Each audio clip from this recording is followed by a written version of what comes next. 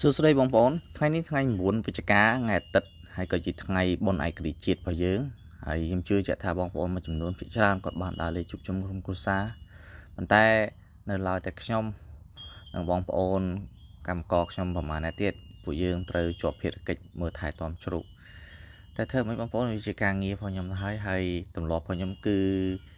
ជារៀងរាល់ព្រឹកគឺខ្ញុំតែងតែដើរចូលមើលជ្រូកតាមរោងនីមួយៗអញ្ចឹងបងប្អូនដោយសារគោលការណ៍គឺយើងមួយថ្ងៃយើងចូលមើលតែ1រោងទេហើយនេះគឺជារោងទី1ហើយចង់បញ្ជាក់ប្រាប់បងប្អូនថារោងទី1គឺសប្តាហ៍ថ្ងៃគីឡូឡើងខ្ទង់50អស់ហើយអញ្ចឹងរោងនេះគឺចង់និយាយថាប្រឡប់មិនតាន់គឺស៊ីចំណីអស់តែម្ដងគោះធំពងផាំងពេញហ្នឹងឯងហើយនេះខ្ញុំមកប្រេងកូនចៅគាត់ភ្ញាក់ព្រឹកមិញគាត់ឃើញខ្ញុំមកហើយខ្ញុំត្រឡប់ខ្ញុំគឺត្រឡប់អាក្រក់មួយឲ្យតែចូលមើលរោងគឺអត់ចេះនៅស្ងៀមគឺដឹងតែចាប់ចប់ទាញ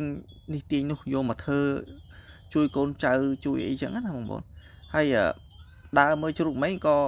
ប្រទះឃើញអាដែងនេះគឺក្អកខុងទាញខូលីងមកចាក់4សេបាទជីវិតអ្នកចាំជ្រូកមានតែប៉ុណ្្នឹងឯងបើមិនខំមិនកើតបងប្អូនធ្វើមិនបានលុយនឹងអរគុណច្រើនចំពោះការតាមដានទស្សនាវីដេអូរបស់ខ្ញុំបាទជំរាបលា